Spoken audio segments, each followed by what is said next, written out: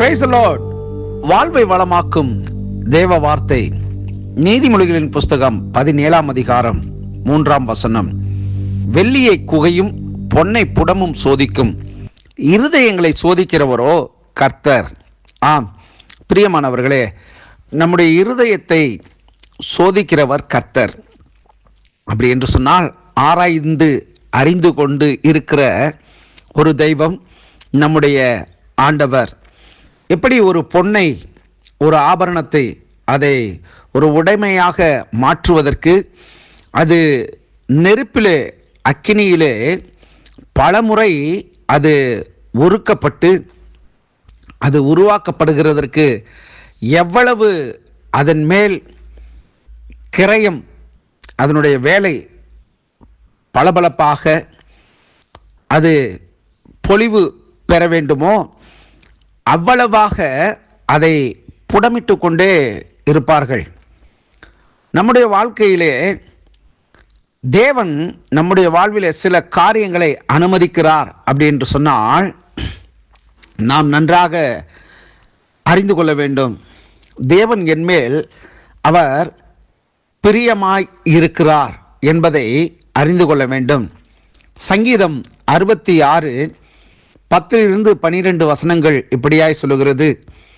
தேவனே, எங்களை சோதித்தீர், வெள்ளியை புடமிடுகிறது போல எங்களை புடமிட்டீர், எங்களை வலையில் அகப்படுத்தி எங்கள் இடுப்புகளின் மேல் வருத்தமான பாரத்தை ஏற்றினீர், மனுஷரை எங்கள் தலையின் மேல் ஏறி போக பண்ணினீர், தீயையும் தண்ணீரையும் கடந்து வந்தோம், செழிப்பான இடத்தில் எங்களை கொண்டு வந்து விட்டீர். இதுதான் ரொம்ப முக்கியமான ஒரு காரியம்.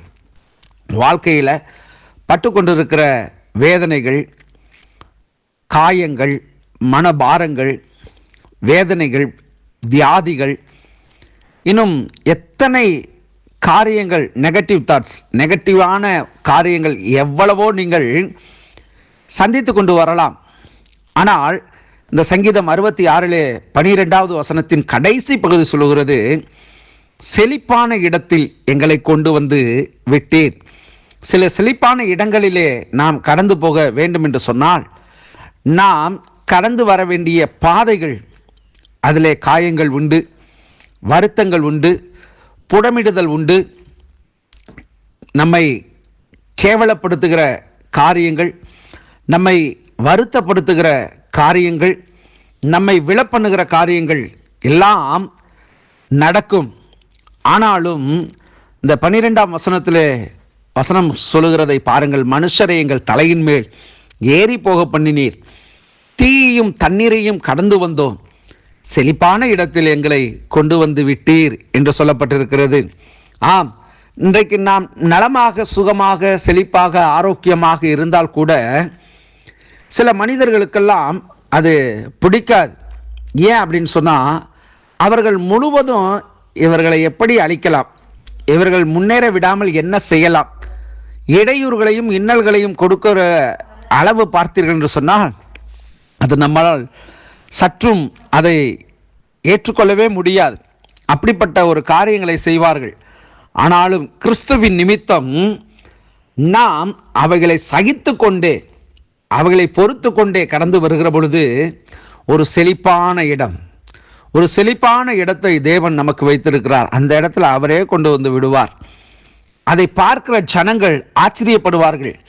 இடையூறுகளையும் இன்னல்களையும் தாண்டிய மனிதன், வெற்றியை சம்பாதித்த ஒரு மனிதன், ஒரு மனுஷி என்று நம்மை அவர்கள் வாயினால் புகழுகிற ஒரு காரியத்தை தேவனே அதை செய்து முடிப்பார்.